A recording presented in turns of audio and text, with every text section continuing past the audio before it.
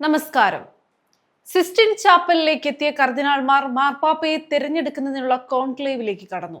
Indian സമയം രാത്രി 9:30 കഴിഞ്ഞ് നടന്ന ആദ്യഘട്ട വോട്ടെടുപ്പിൽ ആർക്കും മുന്നിൽ 2 ഭൂരിപക്ഷം ലഭിച്ചില്ല.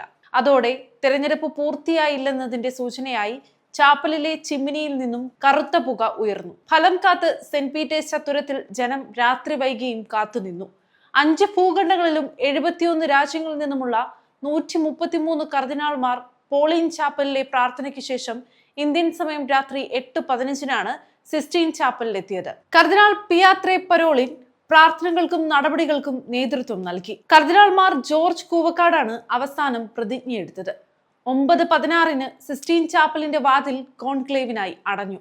കർദിനാൾ റെനെ കാന്തലമെസ്സ ധ്യാനത്തിന് നേതൃത്വം നൽകി. തുടർന്നായിരുന്നു വോട്ടെടുപ്പ്. സാധാരണഗതിയിൽ 3/2 ഭൂരിപക്ഷത്തോടെ പാപ്പായെ തെരഞ്ഞെടുക്കുന്നത് വരെയാണ് വോട്ടെടുപ്പ് നടത്തുക. എന്നാൽ ദിവസവും 4 തവണയാണ് ഇപ്പോൾ വോട്ടെടുപ്പ് നടക്കുന്നത്.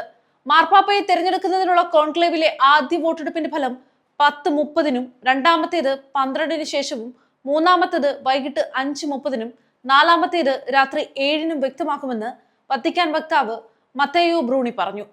മാർപ്പാപ്പയെ തീരുമാനിക്കുന്നതുവരെ ഇത് തുടരും. വോട്ടവകാശമുള്ള 133 കർദിനാൾമാരും കോൺക്ലേവിൽ പങ്കെടുക്കുന്നുണ്ട്. അതുകൊണ്ട് തന്നെ മുന്നിൽ 2 ഭൂരിപക്ഷത്തിന് ഒരാൾക്ക് 89 വോട്ട് വേണ്ടിവരും.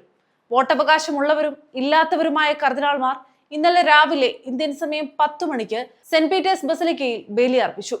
കർദിനാൾ സംഘത്തിന്റെ ഡീൻ കർദിനാൾ ജിയോവാനി ബറ്റിസ്റ്ററയായിരുന്നു മുഖ്യ കാർമ്മികൻ. തുടർന്ന് സാന്താ മാർത്ത അതിഥി മന്ദിരത്തിലേക്ക് മടങ്ങിയ വോട്ടർമാരായ കർദിനാൾമാരെ ഉച്ചതിരിഞ്ഞ് 3:45 വാഹനത്തിൽ സിസ്റ്റീൻ ചാപ്പലിലേക്ക് എത്തിച്ചത്.